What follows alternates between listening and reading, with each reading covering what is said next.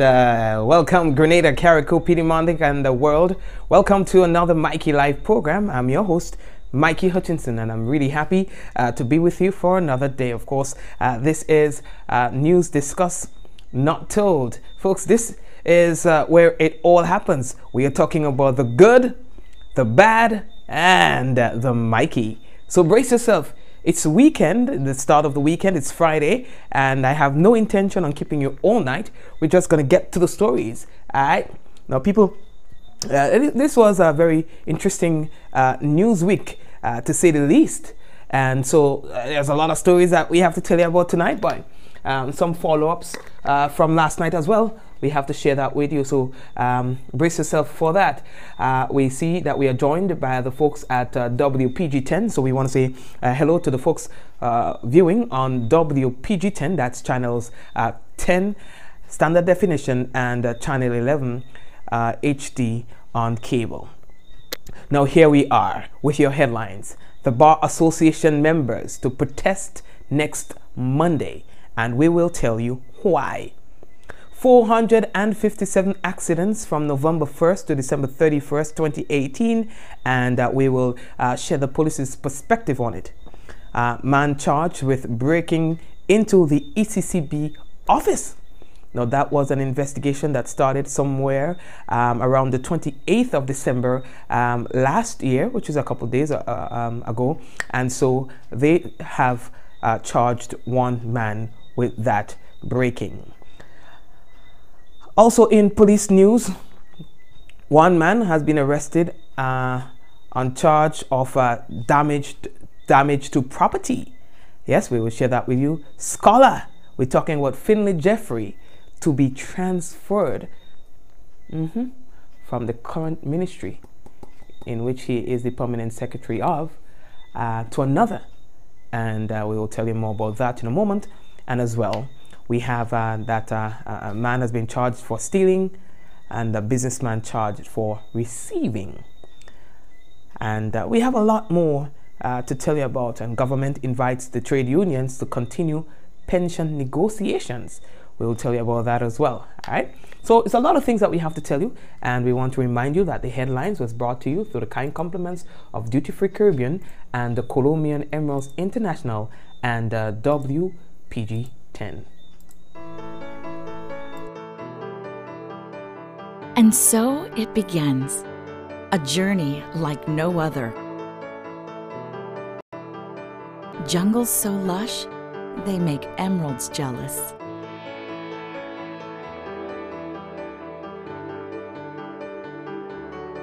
Water that sparkles like diamonds.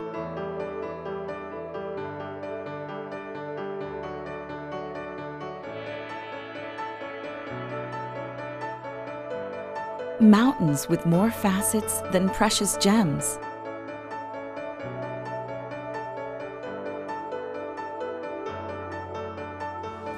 This is where good times are had, where love is strengthened, where memories are formed.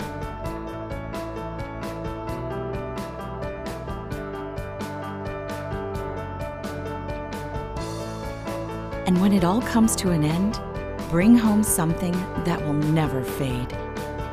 Colombian Emeralds International. Bring home more than a memory.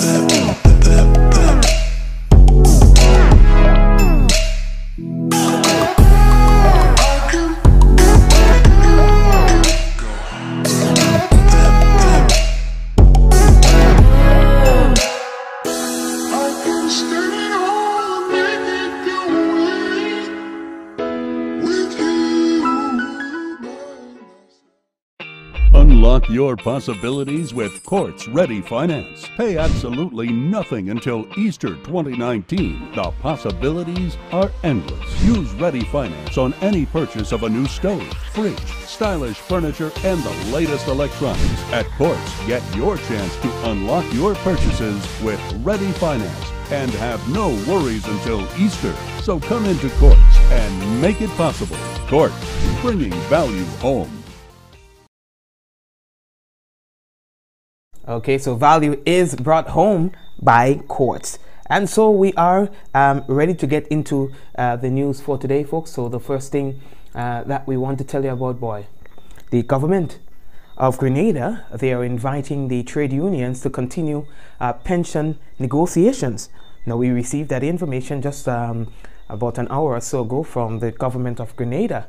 All right, they are saying here that the government's Pension Engagement Committee, the PEC, have invited public sector trade unions and staff associations to continue pension negotiations next Friday, January 11th. Now, the request for the continuation of talks was relayed in a letter sent Friday by Chairman of the PEC, Honorable Oliver Joseph, to the unions and staff associations. In his letter, the PEC chairman reiterated that the 1958 formula for calculating gratuity, which is 25% by full pension by 12.5 years, is unaffordable and unsustainable. Notwithstanding that fact, the PEC chair said government remains open to considering all other options to reach an amicable settlement. Friday's letter to the unions and staff association included a proposed agenda which lists the following: final agreement and sign off on the draft negotiation protocol, discussion and agreement on the age of retirement, and the continuation of negotiations on the advised payment of pension or on the advance payment of pension or gratuity, that is. Now, the last meeting between the PEC and the unions and staff associations was held on December 14, 2018. Now, the letter from the PEC chairman seeking the continuation of pension negotiations comes on the heels of statements from the Prime Minister and Minister for Finance, Dr. Keith Mitchell, in which he reaffirmed government's commitment to bringing a speedy and lasting resolution to the pension negotiations. In his New Year's message, the Prime Minister urged the unions and staff associations to work with the government to achieve a realistic, fair, affordable, and sustainable resolutions. However, the staff associations and the unions are saying that they are requesting 25%. They are willing to work on a formula for the payment of the 25%, but they insist on 25%.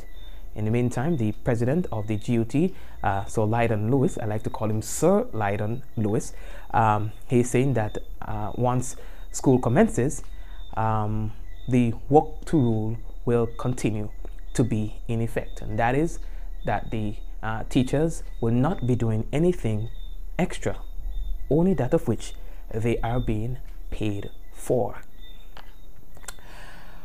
On the other side of things, the Bar Association of Grenada, they are gearing up to protest. Yep. The Bar Association of Grenada will be staging a protest that is next Monday. The confirmation was made by the president of the Grenada Bar Association, that's Lisa Taylor. Now, she's saying that this issue of adequate housing for the courts is long overdue. A deadline was given to the government, a deadline of December 31st, 2018, to find appropriate housing for the courts. However, government has not met that, and so the members of the Bar Association say that they're doing this. They're doing this protest in order to give attention to this burning issue. Understand? So, they're going to be there protesting in front of the Supreme Court Registry as of 9 a.m. Monday. You understand? So let's see how that will go. Lisa says, Mrs. Taylor says that this is an urgent situation. It needs urgent attention. And so they are not convinced that the government is dealing with this with a manner of urgency that is required. And so they want to send a message. So, folks, you would see the lawyers out protesting. That's interesting. I don't think I've seen that before. I'm not saying that it's never happened. Cannot recall this happening in the recent past. Interesting. Very, very interesting. Now, the government has sent out a press release in reaction, or as a form of reaction to the news that the members of the Bar Association are planning protest action on Monday. And they say they want to show that they remain committed to working towards addressing the matters that's affecting the legal fraternity. Through a press release tonight, the government of Grenada says that it is continuing to work assiduously to address the housing of civil and criminal courts and other matters affecting the legal fraternity. Now, it says here through that press release that government was made aware from Friday of plans by the Grenada Bar Association to protest the state of affairs with the local courts and to call on government to come up with an urgent plan to comprehensively address the issues. Now, Minister for Legal Affairs, Honorable Kindra Maturin-Stewart, has indicated that government has had discussions with the Grenada Bar Association and is taking all steps to find solutions to the existing problems. Minister Maturin-Stewart elaborated further, saying efforts are being made to secure a building to house the courts while government pursues a long-term solution to accommodation issues. Now, they say through this press release that they hope to conclude negotiations on the acquisition of a building in the next few weeks. All right, and so they went on to explain further, and what we will do is post this entire document on our website to have you go through it in its entirety. All right, we are moving on. We take a trip now to Carriacou, yes, where we find that there was an incident there, a crash in Carriacou just recently, you know, and this is where we're going to welcome you to the Indie Papers segment.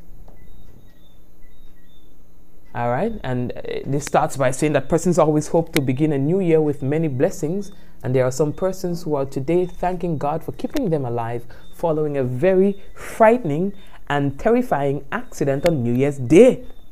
Now, the incident occurred just after 3 p.m.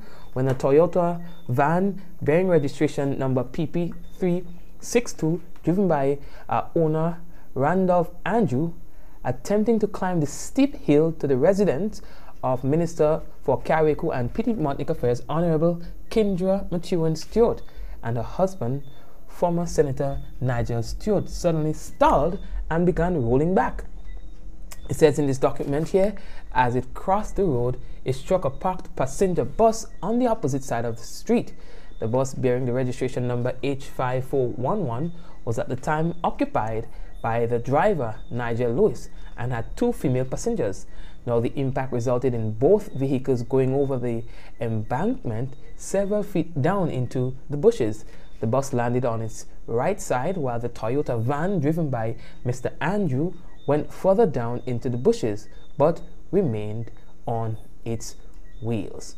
All right, they're saying that one here was a frightening experience for the occupants, and that's a story that you can find in this week's edition of the papers. And we are talking about the Grenada Informer, so you can always check out the newspaper for a continuation of that article.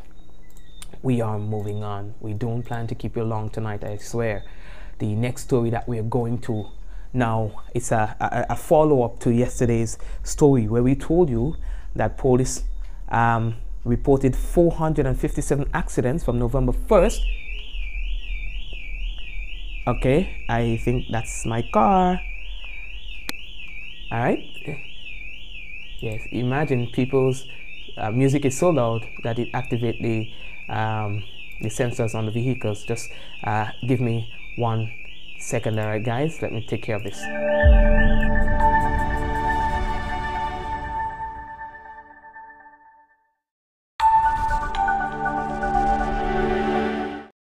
All right, thank you very much, and I do apologize for that. Only on Mikey Live, right? I really apologize for that. Okay, so the police are saying that while they can boast of a crime-free holiday season, vehicular accidents remain a major concern. Now, the police say that they have recorded 457 accidents between November 1st and December 31st, 2018. Now, it was also revealed that from December 21st, 2018 to January 1st, 2019, 97 accidents were recorded. And out of that 97, there was only one that was regarded as serious. The age range of drivers meeting in these accidents is ages 20 to 50. Now, the information was revealed by ASP Linford Kingston, who is the head of the traffic department of the Royal Grenada Police Force, at a press conference which was held on Thursday to inform the media on the results of its Yuletide operations. Now, Kingston said that they will soon be doing a comprehensive analysis to see how these numbers match up to previous years. However, ACP Prince said that a lot of these accidents are as a result of people who are just not paying attention, or in many cases they are not courteous. He also said that people use the road in manners that they shouldn't, and sometimes cause inconvenience to other road users. We're very concerned. We realize that more and more we are seeing, when we investigate some of these accidents, we're seeing that a lot of our drivers lack the capacity to be tolerant and basically to be courteous. It sometimes requires some basic courtesies that need to be given. You have some cases where you may feel that, well, you may have the right of way, but because you anticipate that an accident is likely to happen if you proceed, you can stop and give that other person the right of way. Those little basic courtesies, we are not seeing a lot of that happening. There are some drivers who are very courteous. There are others, again, they just don't really care much. And I talk about that a few times before, where you'd find someone would just stop the vehicle in the middle of the road to engage somebody in a conversation on the other side, careless of who is behind. You'd find, again, two people meet on the road, two drivers meet on the road, they park side by side talking to each other for whatever time. You toot your horn, and then the person in the vehicle will give you a sign or even cuss, because they are engaged in a conversation to your inconvenience. So there's a lot of little things like that we have to see how we can address. And again, it comes down to the individual who has that vehicle in his control at that time to exercise those sort of courtesies. Now, the police, they are hoping that in 2018, more and more they are hoping that in 2018 they would see less accidents on the nation's roads. All right, it's a major concern for them, they say. All right, and I don't know, for a small island, I think that we really do have way too much accidents on our roads. We are moving on. Now, the next story that we have to tell you about, boy, a man charged with breaking into the ECCB. Eh? Now, you would remember the name, Shane Dominic.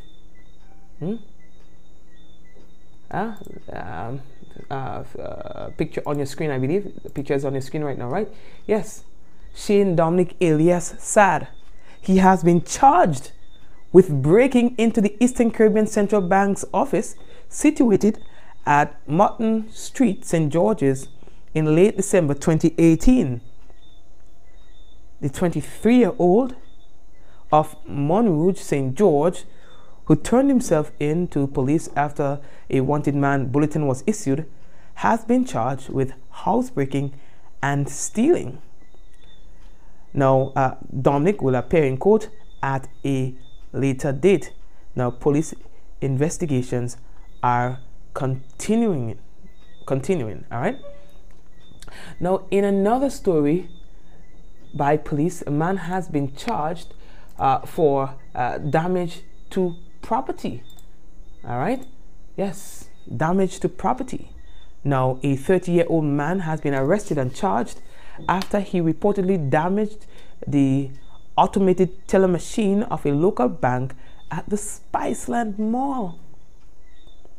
charged with damage to property is Kimani Philip of Tempe St. George. Now, the incident occurred at about 3:50 a.m. on New Year's Day. 3 hours 50 minutes into the New Year's. Philip has been placed on a $15,000 bail with 2 sureties, and he is expected to appear at the St. George's Magistrates Court on February 26, 2019. And more information coming from the police. A St. George's resident has been charged with breaking into a real estate company. Now, he has been placed on $20,000 bail. Joel Joseph is 31 years old. He's alleged to have broken into the company situated in the parish of St. George on 2 separate occasions, between December 21st, few days before Christmas, and January 2nd, 2 days after the New Year, and stealing in excess of $15,000 worth of goods. He has been charged with 2 counts of housebreaking and 2 counts of stealing. Now, he is due to appear at the St. George's Magistrates Court at a later date. Meanwhile, police have arrested and charged a St. George businessman for receiving a stolen leather couch. Lyndon Marisho, a 38-year-old businessman who resides in St. Paul's, allegedly purchased the stolen item from Dominic. He is currently on $7,000 bail and is due to appear at the St. George's Magistrates Court on Friday 19th. That's on February 19th, 2019. We have more to tell you. More to tell you. A St. Andrew man who allegedly broke into a supermarket and stole therefrom a surveillance camera, 2 hams, and an undisclosed amount of Eastern Caribbean and U.S. currencies has been remanded to Richmond Hill Prison. Alison Noel, 46 years old, is a laborer of Harford Village, St. Andrew, appeared at the St. David's Magistrates Court on Friday, 4th January 2019. Now, Noel is accused of breaking into the supermarket at Grenville between December 27th and the 29th, and a few days later, January 3rd, the storeroom of the said business. Now, he is charged with 1 count each of housebreaking and stealing, and is due to reappear in court on January 14, 2019 at the Grenville Magistrates Court. We are moving on. How do we look for time? Oh yeah, the next thing that we have to tell you about, permanent secretary or permanent secretary in the Ministry of Education, Mr. Finley Jeffrey Scholar, a very controversial Calypsonian in his own right. School teacher, former school teacher. It's been reported by the media to be on the verge of being moved from that current ministry to another. I think it's the Ministry of from the Ministry of Education to the Ministry of Information in the Prime Minister's office, in the Prime Minister's ministry, and it falls under the Prime Minister's portfolio. Right? So there are talks that that move might be as a result of scholars of Mr. Jeffries' reaction to the whole protest and requests for information regarding persons who would have, teachers and public workers who have protested and all this tralala, right? They are saying that Scholar wasn't very happy with how the teachers and so on was being handled, you know? And so, ting, ting, ting, ting, ting. You understand? Yeah, no. We don't know. I'm not presenting that as a fact. I'm just saying that's what the talk is. You understand? So he's going to be moved. You understand? One source said that Scholar was one of those whose salary was docked as well. Maybe because it was perceived, or maybe because he would have in fact withhold his labor to some degree. You know, I know the facts on it. I just talking. And I mean, don't quote me, you know. This is news discussed, not told. I ain't telling him nothing, you know. I'm talking to myself on the screen. And I mean, so let's see if that's gonna happen. You understand? But that's the talk on the street. Like a board say it, and then I hear it. I hear it, and it tell like a vision. So let me lead that talk day. And I mean, earlier, the Prime Minister of Grenada, Dr. Keith Mitchell, is calling for improved service and greater levels of accountability across government ministries and departments. Now that's a press release we get to the email. Let me go. Let me read the business. Hold on. Let me read the business. Dr. Mitchell wants senior management officials to become more proactive in ensuring higher level of efficiency across the public service, and in so doing, improve the level of customer service to the public and the image of the government. I'm feeling like a preacher. Somebody said, preach it, brother. Let me read the business. At meetings this week, the ministers and senior management officials from the Ministries of Health and Information, the Prime Minister underscored the need for greater accountability at all levels of public service. Somebody say, preach it, brother. I read in the business. He noted that there are too many complaints from the public about the quality of service in some areas of government, and this must be addressed immediately. Somebody say, talk the things, brother. Quote, poor service should not become the norm. In some areas, the complaints have been made over an extended period, and we must be seen to be taking steps to address these concerns. And failure to do so means we are neglecting a primary responsibility, and this cannot continue, said Dr. Mitchell. Now he encouraged ministers and departments to start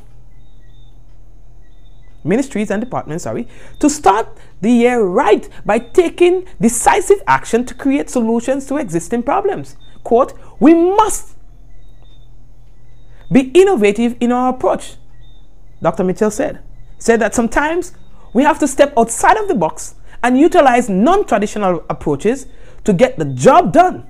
We have to change the perception that government does not care. End of quote. You know what I mean? Say if somebody say, talk the things, no man, talk the things. We roll in. Next story in all Lily Lolo. How we looking for time?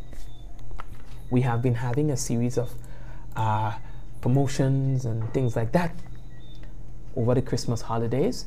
Well, not the Christmas, you know, from since the Christmas season started and things like that, we were having some draws and stuff by the Grenada Union of Teachers. We have a quick draw to do right now. Oh, and by the way, when I say the Grenada Union of Teachers, I meant the GUT Cooperative Credit Union.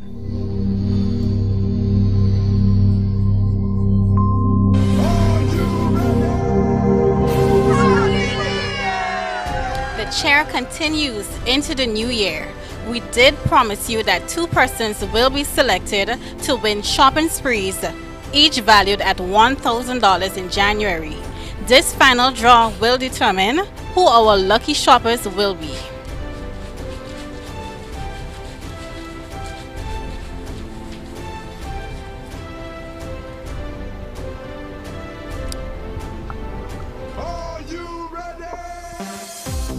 Our first lucky shopper is Carlton Dragon, and he is from St. Dominic Street, Wharf, St. John.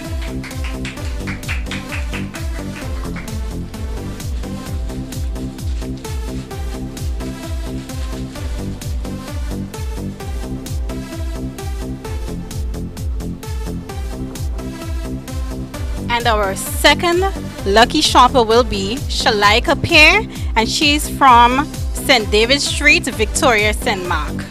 So Carlton Dragon from St. Dominic Street, Wharf, St. John, and Shalaika Pear from St. David Street, Victoria, St. Mark will be joining us next Friday at Foodland, where they will be shopping away. Happy New Year!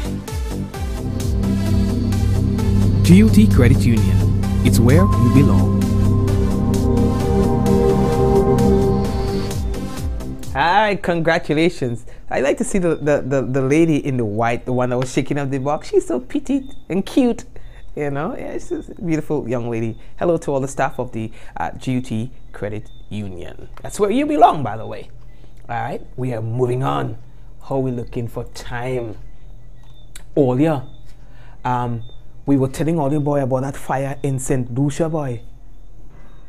They say 7 families lost their house. Their New Year's, they were ruined.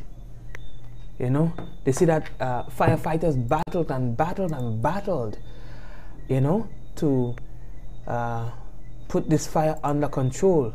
But it wasn't the easiest thing to get rid of, boy.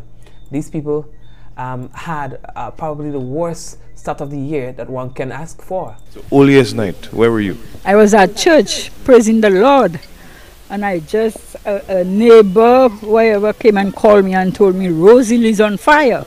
Some Rose Hill residents, like Rufina St. Louis George, were spared the destructive flames which gutted 7 homes and left several displaced. The tragic Rose Hill fire occurred shortly after 12 a.m. on New Year's Day. We find everywhere was in flames. Smoke, smoke. Look that lady over there, Miss Linda.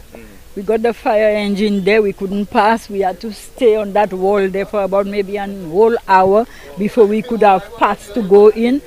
Worshippers and holiday makers welcoming the new year on All Year's Night were left to watch as their homes and possessions went up in smoke. Others frantically removed their belongings and themselves out of harm's way.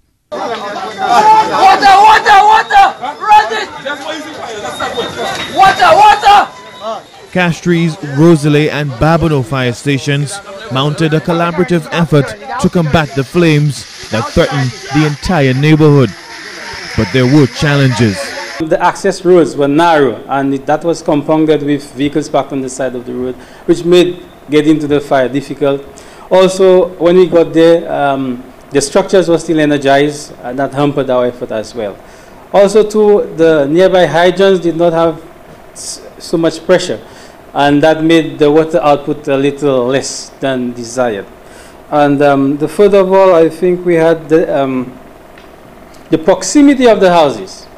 When we got there, 4 of those structures were fully engulfed. Unlock your possibilities with Quartz Ready Finance. Pay absolutely nothing. Mounted a collaborative. When we got there, the structures were still energized, and that hampered our effort as well. Also, too, the nearby hydrants did not have so much pressure, and that made the water output a little less than desired. And further of all, I think we had the proximity of the houses. When we got there, 4 of those structures were fully engulfed. But because of the proximity and the energized structure, we just could not have done better. The embers emanating from the engulfed inner city community could be seen from as far as Montfortune. Affected residents lost everything during the more than 3-hour firefight. Only ash and rubble remain in the aftermath of the Rose Hill fire. Fortunate residents like Rufina St. Louis George have expressed gratitude for the efforts by the fire department and the neighbors who assisted. When I reached inside, my home was a swimming pool because of the water they sent to prevent the house from burning. And I want to thank all the young fellas up Rose Hill who helped with the water to save my home. Thank you very, very, very much. None of the torched homes were insured at the time of the fire. News Force understands most of the displaced have secured temporary refuge with friends and family. Rihani Isidore, HDS News Force. All right, folks, and just for clarity, this fire took place in St. Lucia, in a community named Rosehill in St. Lucia. Now, the next thing that we have to tell you about is a Grenadian who is currently in Tobago has published a video of a very strange substance resembling cheese. She says she was attempting to cook, but she has never seen anything like that. She's actually from Carriacou.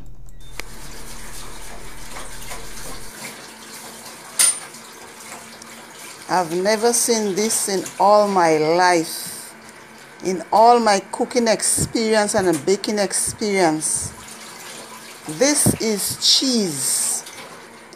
I've melted, well, try melting, grated, try melting for my macaroni pie today. And this is the result of it. Look here.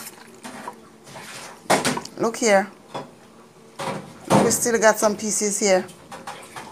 Hot macaroni. Try to melt this cheese. Look at it here. In all my cooking experience, not melting. Look at it. Tell me what it is. The good cheese, they say. Look at it.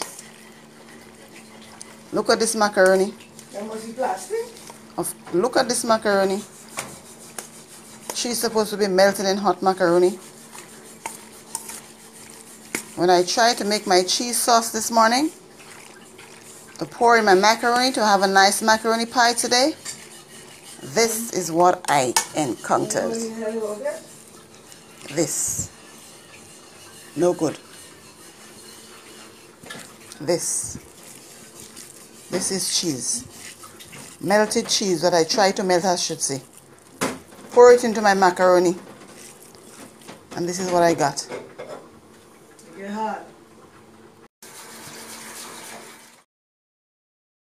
We're not sure what it is, but that's her report there, saying that, hey, it's not what I think it is. Yeah? We are moving on. Now, folks, today we had a very interesting phenomenon. Trinidad experienced a 4.6 magnitude quake.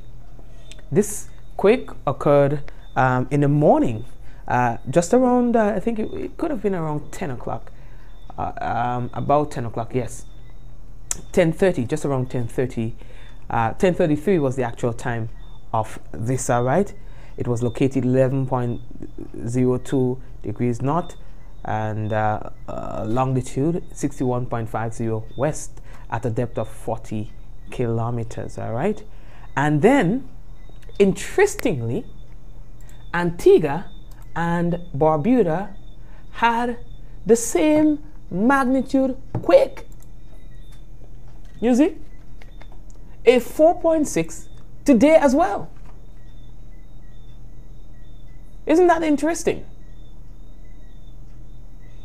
Latitude 16.88 north, longitude 61.15 west, depth 10 kilometers.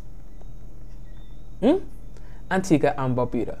So Antigua and Barbuda and Trinidad and Tobago both experienced a 4.6 magnitude quake today. All right? What else do I have to tell all you? I did promise that I'm not keeping you guys too long. So what I have for you, when we come back, we have the weather, and as well we will have for you the national report. So stay tuned for that as well.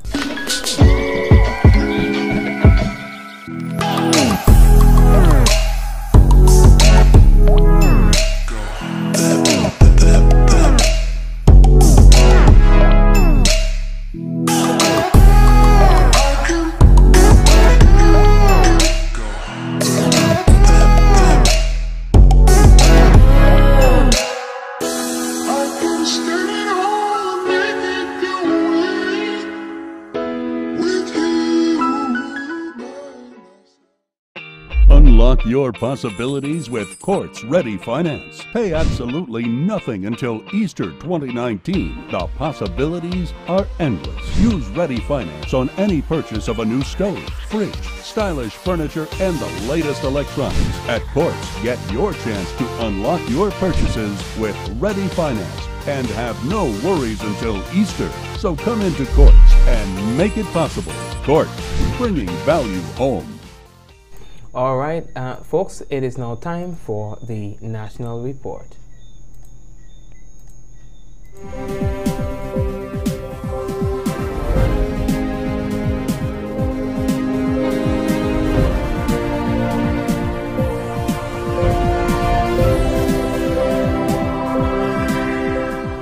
Government invites trade unions to continue pension negotiations.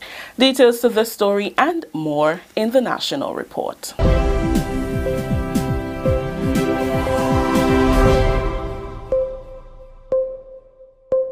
With the details to the news for Friday, January 4th, 2019, I am Rakisha St. Louis.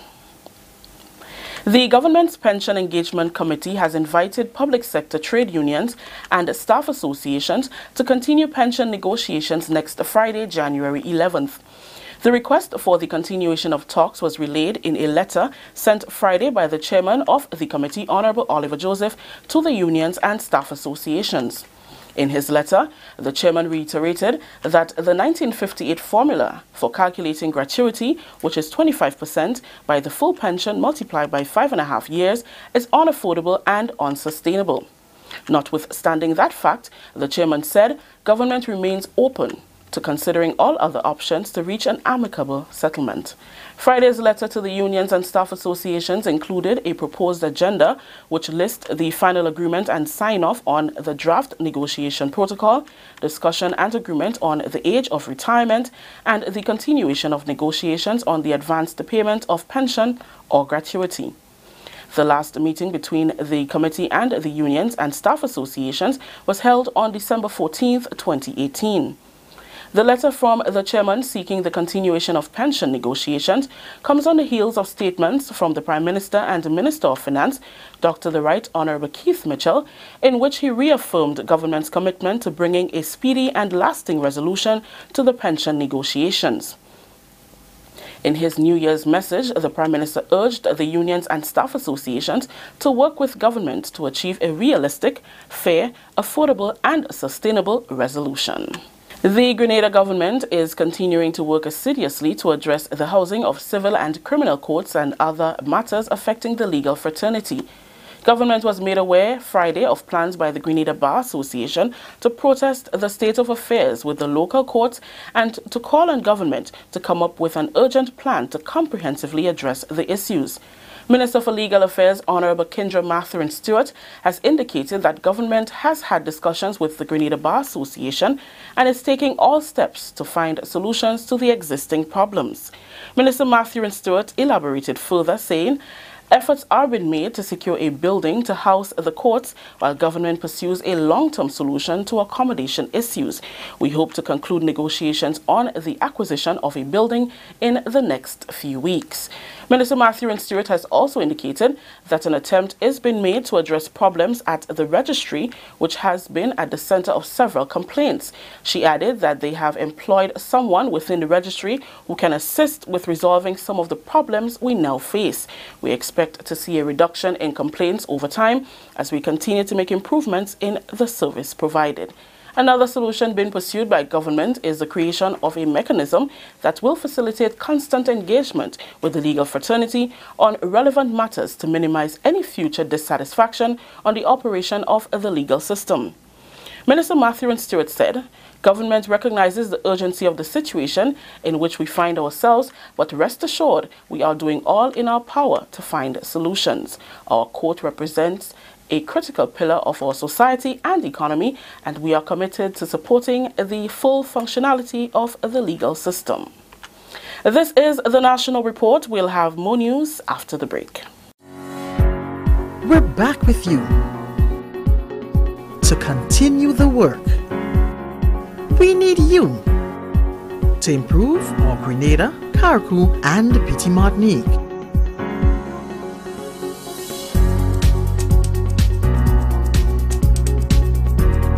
how can we invest more in the sporting arena to bridge that gap for a lot of young people? I think there should be more forums like this. We need to find a way in which to combat that. Now, join us for the next Contributors Forum on Tuesday, January 8th, 2019 from 7 p.m. at the Crochu RC School in St. Andrew. Welcome back. The Grenada Farm Labor Program has recorded a first since the program was conceptualized in the 1970s. For the first time, Grenadians will travel to Canada early in the year.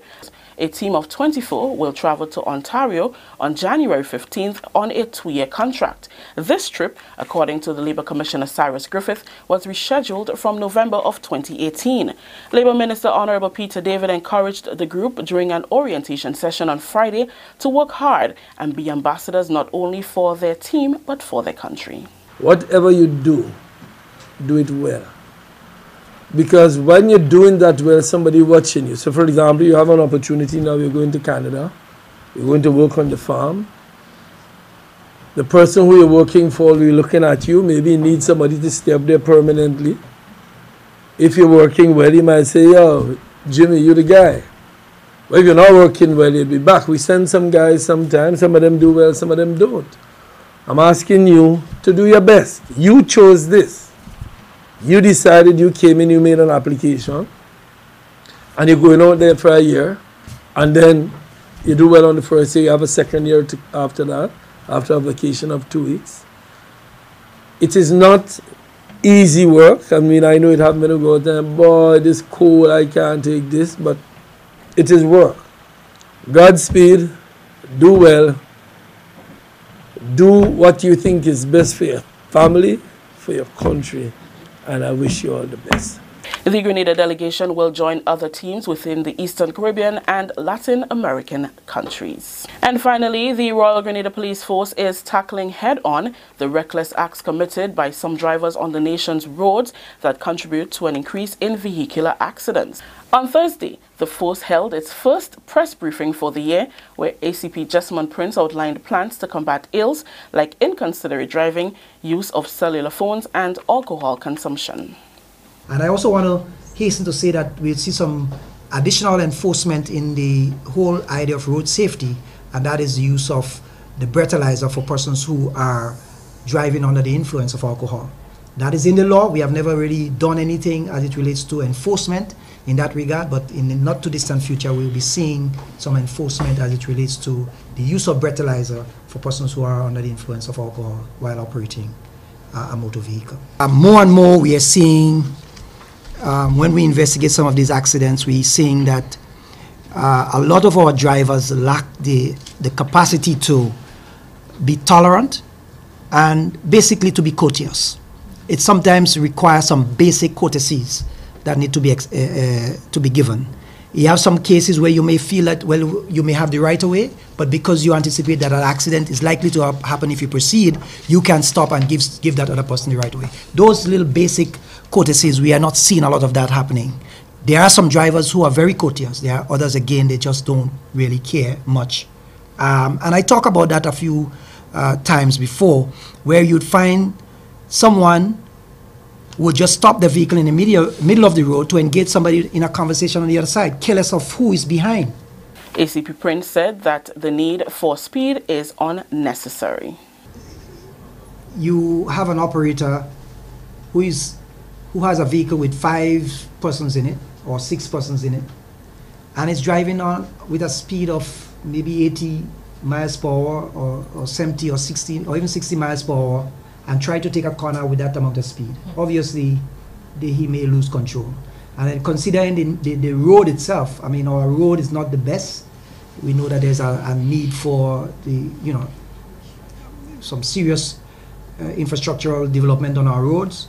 And again, we have to understand that, because it have some places in Grenada when you're driving, if you don't have nerve, you probably wouldn't even want to drive there. There are some people in Grenada who would not drive over Granite Town. And there are some people who would not go on the western side. Because you just imagine that you're driving on the road and you can just look and see the sea below, right? Just on the side. Those are signs and indication that tells you that the road infrastructure is not one that you want to play with. So the need for speed and aggressive driving, we don't have the infrastructure for that. That story just ended the national report for today, Friday, January 4th. Now to recap the top story. Government invites trade unions to continue pension negotiations. On behalf of all those who made this newscast possible, I am Rikisha St. Louis saying thank you for joining us. Until next time. Thank you very much, Rikisha. It's our pleasure to have you guys do the national report all the time. Here is now the weather report, and that's from the Met Office. Now, tonight's temperature is expected to be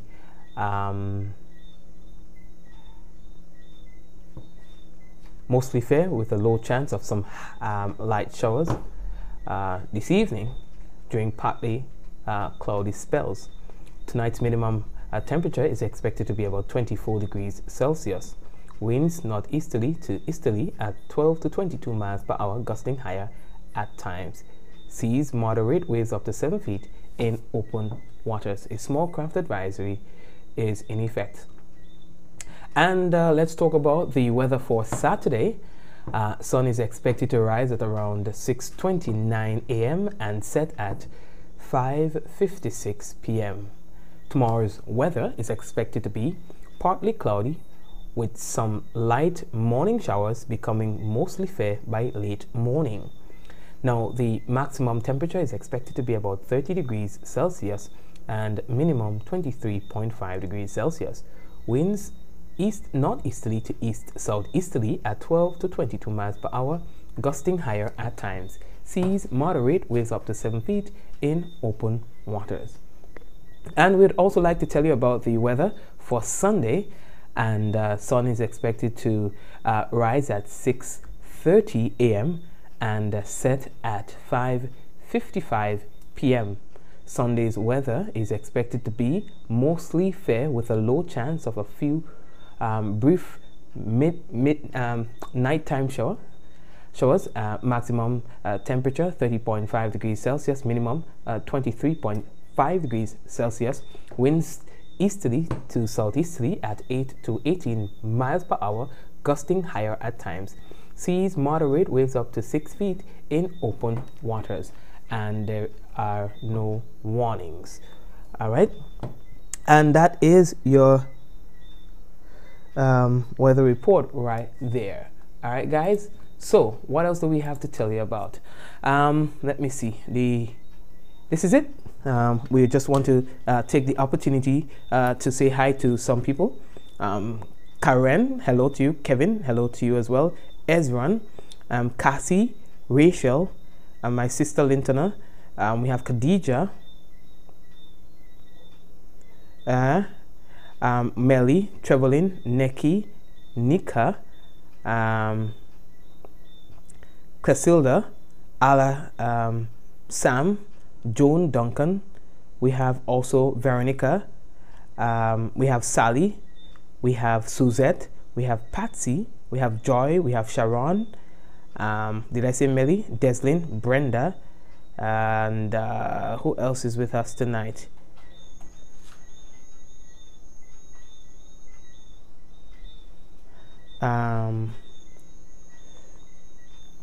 We have who else? So that's it. That's it right there.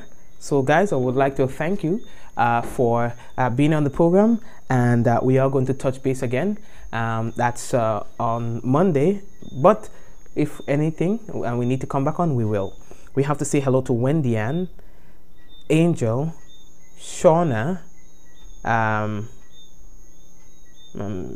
Kim Sean, Antoinette, Eunice, and Jennifer and Rolanda as well. All right, Rush, Sharon, and Rose is here with us as well. We have Gloria with us, and Hazel, and Sheba is as well here with us tonight. All right, so guys, I would like to say thank you again for tuning in to tonight's program. All right, and tell me this, I am hoping that you guys are planning on having a great weekend. All right, I hope that you are planning on having a really good weekend. Remember, be kind to others, keep your words soft and sweet in the event that you'll have to eat them.